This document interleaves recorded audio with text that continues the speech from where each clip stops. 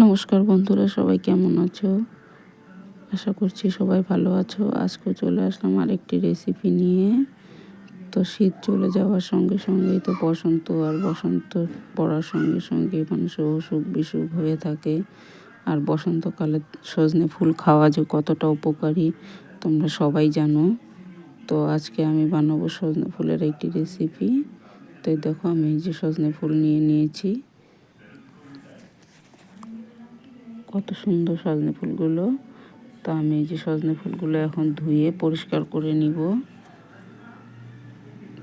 খুব ভালো করে সজনে ফুলগুলো কচলা কচলা ধুয়ে নিয়েছি। আর তার সঙ্গে যেগুলো নিয়েছি যেন সজনে ফুল বড়া একটুকে তেতে না লাগে, সেজন্য আমি এখানে চাল ভিজিয়ে নিয়েছি। আর একটা আলু কুচিয়ে নিয়েছি, ধনেপাতা, কাঁচা লঙ্কা দিয়ে বানাবো। তো আমি সজনে ফুলগুলো জল চিপে চিপে দিয়ে দিলাম।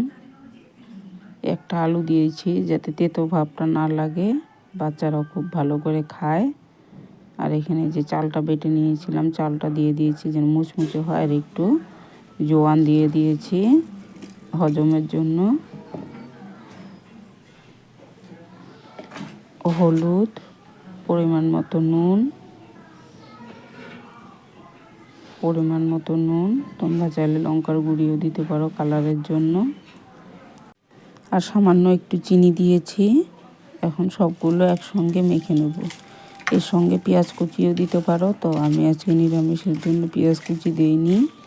তোমরা চাইলে পেঁয়াজ কুচিও দিতে পারবো, বেসনও দিতে পারো। তো আমি ওসব কিছুই দিইনি, শুধু চাল বাটা দিয়েছি। তো আমি এটা সর্ষের তেলেই ভাজবো।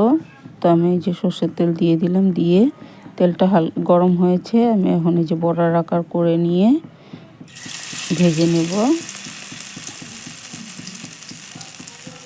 যেন এর গুণাগুণ বজায় থাকে। সেজন্য আমি অল্প তেলেই ভাজবো, ডুবো তেলে ভাজবো না। বন্ধুরা, তোমরা চাইলে ডুবো তেলেও ভাজতে পারো।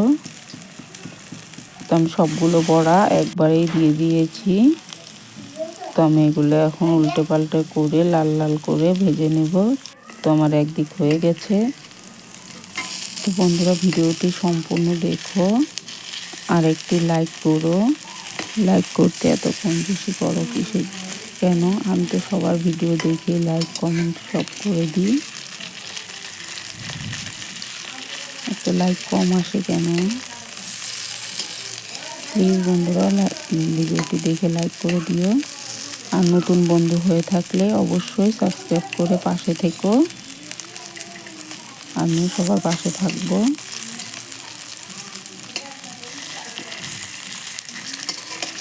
তো আজ আমি গ্যাসের আঁচ কমিয়ে হালকা করে আস্তে আস্তে ভেজে নেব বড়াগুলো, যেন আলুটাও সেদ্ধ হয়, সব কিছু ভালো মতো সেদ্ধ হয়। বাচ্চারা খেতে যেন না করে, যেন তেতো ভাব না লাগে, সেজন্য কিন্তু আমি আলুটা দিয়েছি। তোমরা চাইলে সেটা নাও দিতে পারো।